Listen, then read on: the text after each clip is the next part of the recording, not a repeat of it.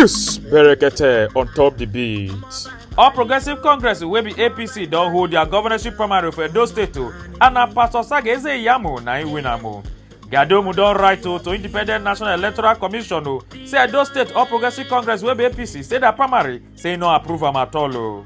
Some of Milan boys wey dey call bandit don move 23 local vigilante for Rowan Tofa community for Maro local government to Zamfara.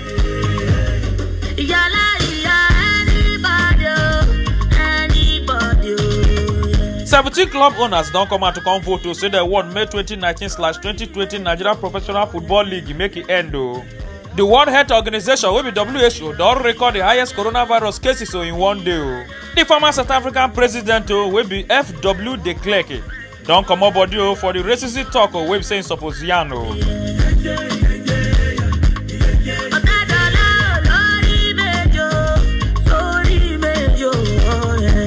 Nigerian Civil Aviation Authority don dey torchlight executive jet service after wey dey carry Naira Marley go Abuja go do party.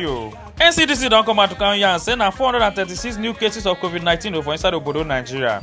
Chairman Nigerian Diaspora Commission wey be Abike Dabiri Arewa don yarn say Raymond Igbalode wey be hush puppy say he must face the full law. Na news Berekete be this for inside Pidgin News Network and na me MC Nehi the man about and the yarn.